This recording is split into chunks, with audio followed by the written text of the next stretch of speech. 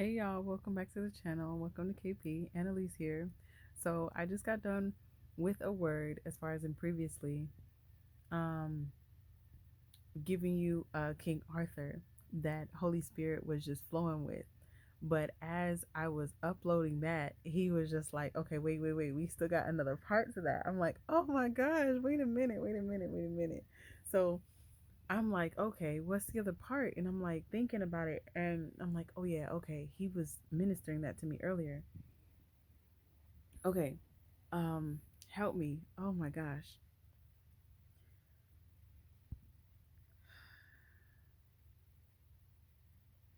Okay, what he was ministering to me is all of us are okay. When you look at a movie, when you look at the TV show, etc., you're looking at yourself through the point of view, but 99.9% of the time we are seeing ourselves as the main character. If we're not seeing us ourselves as the character, we're seeing ourselves as the character that we like, or that we think that we relate most to.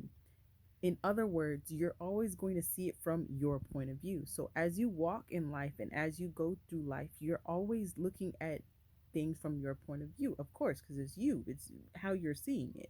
Um, but what we fail to understand is that though we are the main character in our story, we are not the main character in everybody else's story. We're not the main character in other people's story. Like any story, there is a main character. In your story, you're the main character. But in someone else's story, they're the main character. You might be the side character. You might be the extra. You might even be the one that's just like that one character in the movie or that one character in the book that says hey, or that just opens the door, or just even non existent in other people's story. You are not the main character in everybody's story. You're only the main character in your story, but not everything is about you and your point of view. So the way that he was still ministering the King Arthur part was just understanding that everybody has an Excalibur. Everybody has an Excalibur that is that call to become everything that you've been called to be, to become everything that Abba has deemed you to be. That call, when he gives you that call, that's you taking your journey to go and find your Excalibur. Once you find your Excalibur, you have to go through a space of training to understand how to use it. Once you're able to use it, you still have to go through like training in the space of winning little battles until you can get up to the point to win those big battles. With that being said, it's a space of everybody everybody has their own Excalibur they have to go get. And just like where he had to go against his uncle, there's that space in the that everybody has a Judas. And everybody has maybe multiple Judases. Maybe multiple what you call it's in the space of you have the 12 disciples, and having the 12 disciples, it's going to be that space of you being the main character and then you having your 12 disciples around you. You are going to have that Judas or multiple, and in that space sometimes other people are your Judas, but other times you are someone else's Judas. And the way Abba was breaking this down to me, thank you, Holy Spirit, the way Holy Spirit was giving this to me and I'm partaking this to me, is that sometimes your obedience and what you are doing and walking with God may be something that you have to lay down, maybe somebody that you have to let go of, that you have to release. And that can look like a space of betrayal, that can look like a space of uh what's another word, that can look like a space of pain and hurt, that can look like you being a Judas in someone else's story, that can look like you being a Judas in someone else's story. You get me?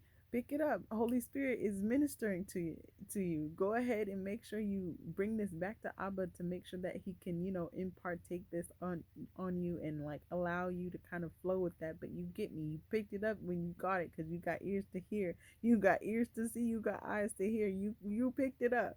So the space where he was talking about that is just that you are not the main character in everybody's story, but also um you can be the Judas in someone else's story in the space that your obedience can look like betrayal.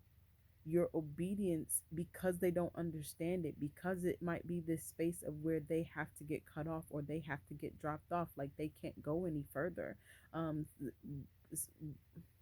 Thank you, Holy Spirit. What that looks like, that can many times and a lot of times look like you being the Judas in their story, you being the side character in their story, you being that extra in their story. You are not the main character in everybody's story, but understand that there is a Judas or multiple Judases to everybody, and in which case those are they are always, because we can sit here and why are they there, etc., etc., but those are always going to be sharpening tools.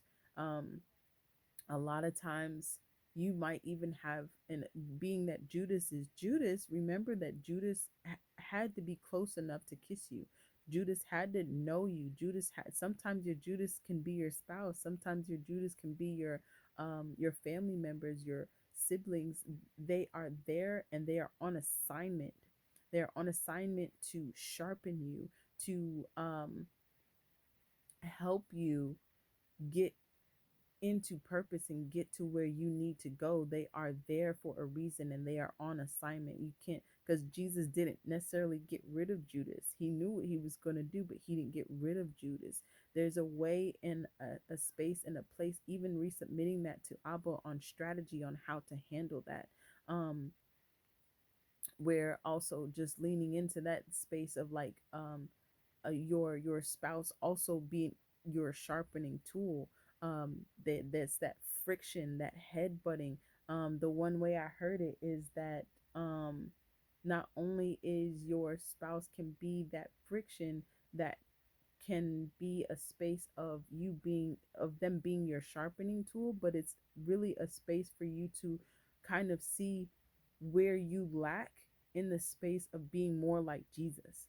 And it's not for you to get mad at them, it's not for you to take it out on them, it's not for you to sit here and do with arms to fight with them. It's for you to reflect, it's for you to take inventory, it's for you to search, and it's for you to resubmit that to Abba, resubmit that to Holy Spirit, so that Holy Spirit can minister to you on the ways and byways and perspective and angles in which you lack, as far as in being more like Jesus, so that you can come inward to yourself to be a better you. That way you can show up being a better you, being a better mother, being a better wife, being a better you, being a better mother, excuse me, being a better uh father, being a better husband. It's you basically showing up to be a better you by consistently and constantly being in this space of unlearning and undoing to relearn and redo in a space of basically you versus you.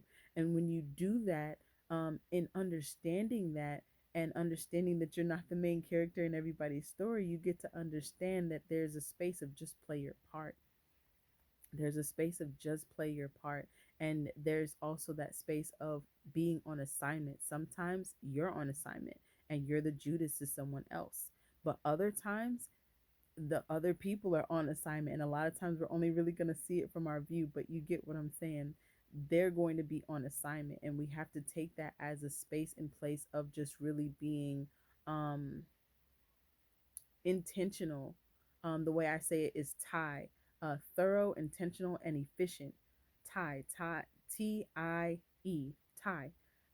Is that's the way I say it, as far as in like tying with Abba, being very thorough, being very intentional, being very efficient in the way that we submit that or resubmit it back to Abba in order to be able to steward it well, to do it well, to do it in excellence. Not perfectionism, not performance. Just doing something well. You giving it your best shot. You're giving it thoroughness. You're giving it intentionality. You're giving it efficiency. Not in this space of I gotta do it, I gotta make it, in this space of like it has to be perfect and I have to make sure that if I perform well and it looks good. Like, no, two totally different things, but making sure that you're tying with Abba to be able to steward it well. But that's all he gave me for that part. But it was just like a crucial point that he was like, hey, you got to say that part. So I'm like, okay, we get back up here, we could just put it up as a part two. So just a little snippet here. um just to elaborate or unfold that, like, you are not the main character in everybody's story, and you can very well be the Judas to someone else. So just be mindful of that. Again, still tie with Abba to understand what you need to do with that, what that means, and your strategy behind that, and allow that to be what it is. But yeah, let Him minister this to you. Bring this back to Him. Test the Spirit by the Spirit. Um, and yeah, God is love. Jesus is the way, the truth, and the life. And do the thing, like, comment, subscribe, and have a happy Friday, y'all.